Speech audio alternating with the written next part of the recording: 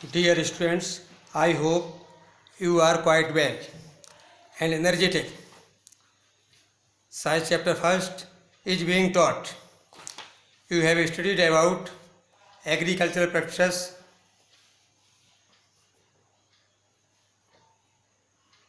types of crops, preparation of soil, agricultural implements, sowing, adding manure and fertilizers. Today we will study about crop rotation, irrigation and so on. Please watch full video and grow knowledge. Crop rotation.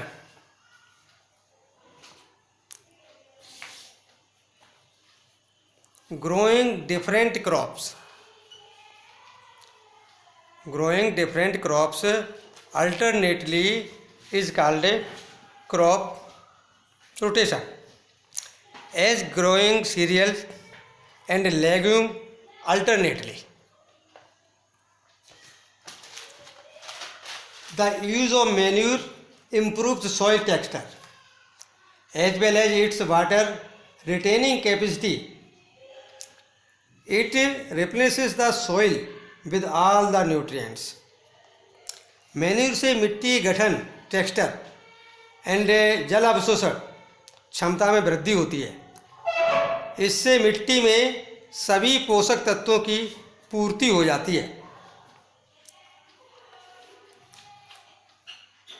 मिट्टी में पोषक तत्वों की पूर्ति का एक अन्य तरीका है फसल चक्रण।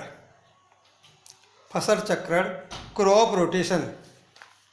This can be done by growing different crops alternately. Earlier, farmers in northern India used to grow leguminous or fodder crops in one season and wheat in the next season. This helps in the replenishment of the soil with nitrogen. Farmers are being encouraged to adopt these practices, so growing different crops on a piece of land in a pre-planned pattern as growing cereals and legume alternately. इनको alternately जो है उगाया जाता है। मिट्टी में पोषक की प्रतिपूर्ति का एक अन्य तरीका है फसल चक्रण। ऐसा है लगातार यदि फसल जो है ग्रोइंग करते रहते हैं तो उसमें कुछ न्यूट्रिएंट्स इनकी कमी हो जाती है। इस कमी को दूर करने के लिए एक तो मैन्यूर डालते हैं और एक और तरीका है, वही है फसल चक्रण, क्रॉप रोटेशन। ये फसल चक्रण एक फसल के बाद खेत में दूसरी किस्म की फसल जो कि फलीदार फसल एकांतर क्रम में उगाकर किया जाता है। अल्टरनेटली एकांतर क्रम में उगाकर किया जाता है। नॉर्थर्न इंडिया, उत्तर भारत में जैसे यूपी में किसान फलीदार चारा एक ऋतु में उगाते थे तथा गेहूँ दूसरी ऋतु में। इससे मिट्टी में नाइट्रोजन का पुनः पूरण होता रहता है। जानते हैं नाइट्रोजन नेसेसरी प्लांट्स के लिए। किसानों को इस पद्धति को अपनाने के लिए प्रोत्साहित किया जाता है कि ये जो है अल्टरनेटली क्रॉप उगाइए। जैसे कि गेहूँ उगाते हैं, उसके बाद दूसरी बार जो है उसमें कोई इस प्रकार से फलीदार जैसे कि मटर, चना, ये जो है उगा सकते हैं। ये जो है उगा सकते हैं। नेक्स्ट देखिए किस प्रकार से इसमें प्रतिपूर्ति होती है। तो इसके लिए जो leguminous, what is leguminous? First of all understand advantage of crop rotation. Advantage क्या है इसका? It makes the soil fertile and helps in the increase of crop yield, increase of crop yield, फसल का उत्पादन बढ़ जाता है। The selected rotation of crops also helps in pest control. तो सिलेक्टेड क्रॉप्स जो उगाई जाती हैं इनसे पेस्ट कंट्रोल भी होता है, बहुत से इंसेक्ट वगैरह जो है वो फिनिश हो जाते हैं, ख़त्म हो जाते हैं। अब देखिए इसमें एक लेगुमिनस क्या है, फलीदार पौधे, इनमें क्या किस प्रकार क्यों उगाते हैं। तो ये इन्हें प्री क्लासेस में पढ़ा है कि जैसे rhizobium bacteria, rhizobium bacteria are present in the nodules of the roots of leguminous plants. Leguminous plants फलीदार पौधे, they fix atmospheric nitrogen, they fix atmospheric nitrogen, atmospheric nitrogen. Next है understand this plant, leguminous plant, pea plant. It is a pea plant. You see in the roots, these are root nodules. ये leguminous plant है, pea plant. Nitrogen fixation, rhizobium bacteria, इसका work क्या है, nitrogen fixation, nitrogen fix करता है। अब इसकी roots हैं, इसमें जो नोड्यूल्स हैं, इस नोड्यूल्स में ये राइजोबियम बैक्टीरिया रहता है और इसमें जो एटमॉस्फेरिक नाइट्रोजन है उस नाइट्रोजन को नाइट्रेट में कन्वर्ट कर देता है। तो नाइट्रेट में कन्वर्ट करने के लिए ये जो है एक सिंपल नाइट्रेट्स में हो जाता है। तो प्रीवियस क्लास में तुमने पढ़ा है, in the previous classes you have learned about rhizobium bacteria, these are present in the nodules of roots of leguminous plant, they fix atmospheric nitrogen, the fixed nitrogen present in the soil can be easily be absorbed by the plant, plant द्वारा जो है ये आसानी से absorb कर ली जाती है। ऐसे देखिए कि इसमें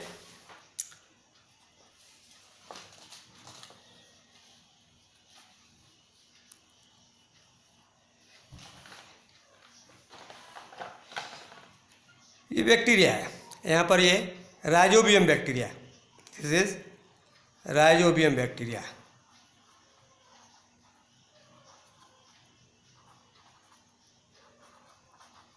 BACT राइजोबियम बैक्टीरिया।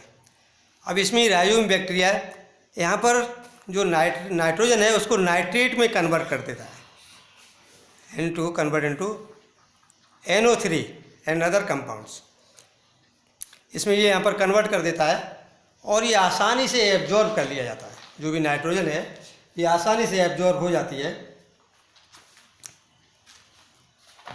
इस प्रकार से ये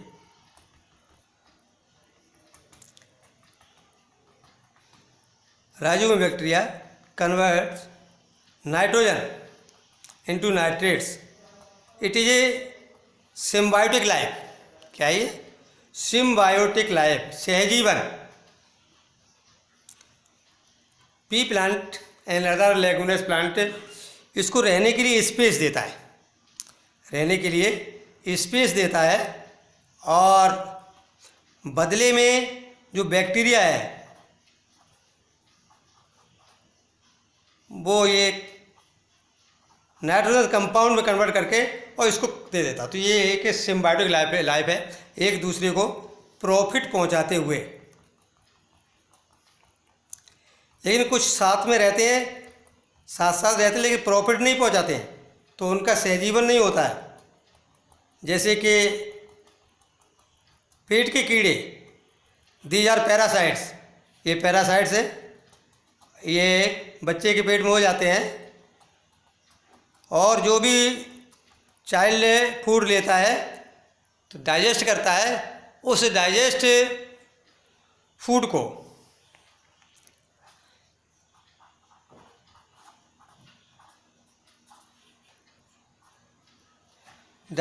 को पैरासाइट एस्केरिस वगैरह एब्जॉर्ब कर लेता है और बच्चा इस प्रकार से जो है कमज़ोर हो जाता है। तो वो इस प्रकार का जीवन जो उनका वो सहजीवन नहीं है, पैरासाइट जीवन, सहजीवन नहीं उनका। तो इस प्रकार से ये समझ में आ गया कि लेगुमिनस प्लांट जो है ये किस प्रकार से जो है एक दूसरे को लाभ पहुंचाते हैं। तो ये क्रॉप रोटेशन द्वारा इस प्रकार से नाइट्रोजन की प्रतिपूर्ति हो जाती है, नाइट्रोजन की प्रतिपूर्ति हो जाती है। Next point irrigation.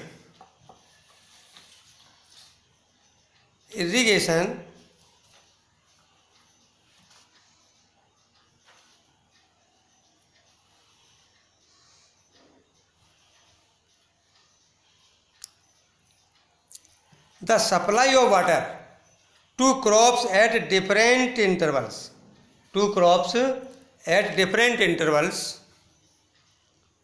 is called irrigation.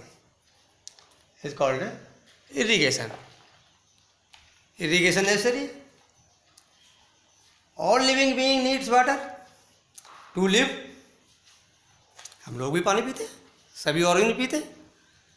तुम्हारे यहाँ बहुत से पॉट्स हैं, गमले वगैरह हैं, उनमें जो प्लांट लगे हुए हैं उनमें समय समय पर पानी जो है डाला जाता है, नहीं तो क्या होगा, सूख जाएंगे। Water is important for proper growth and development of flowers, fruits and seeds of plant.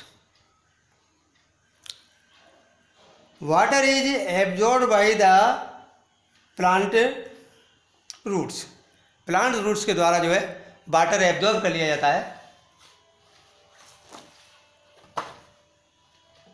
इस प्रकार से देखेंगे इसमें तो यहाँ पर ये वाटर आ जाता है, तो रूट्स, इसमें रूट हेयर होते हैं, रूट हेयर वाटर को एब्जॉर्ब कर लेते हैं, वाटर सॉइल में।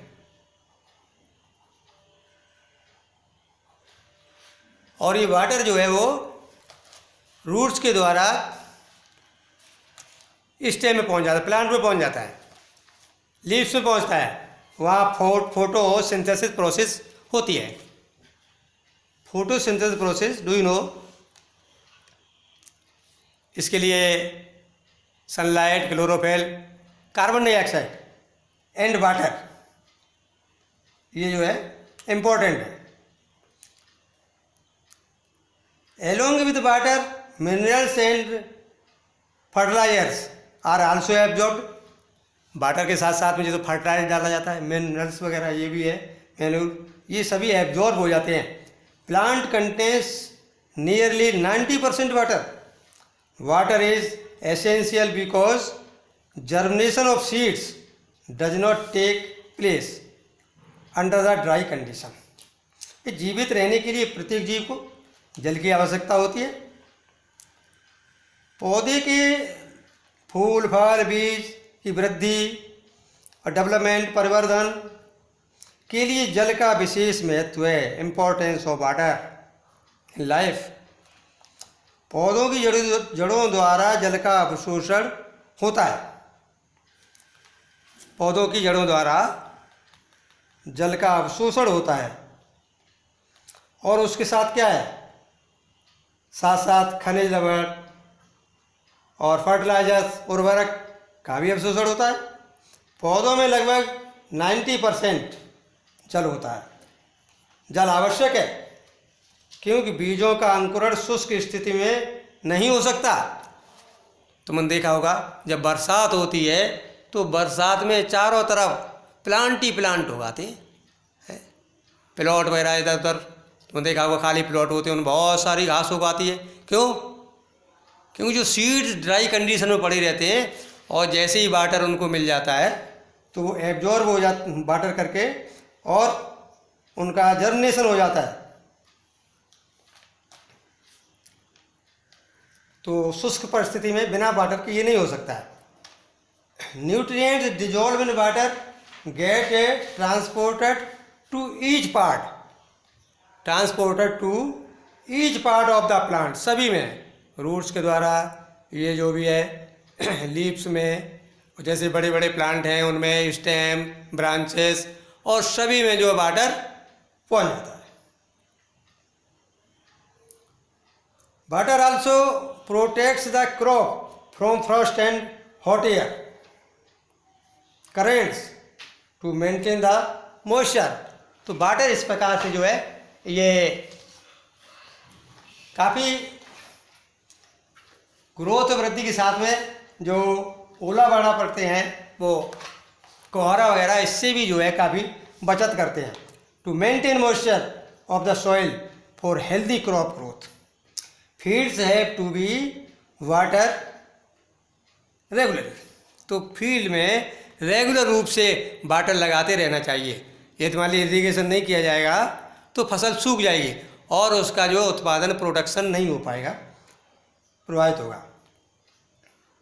तो जल में घुले हुए पोषक मिनरल्स वगैरह जो हैं उनका स्थानांतरण पौधे के प्रत्येक भाग में होता है।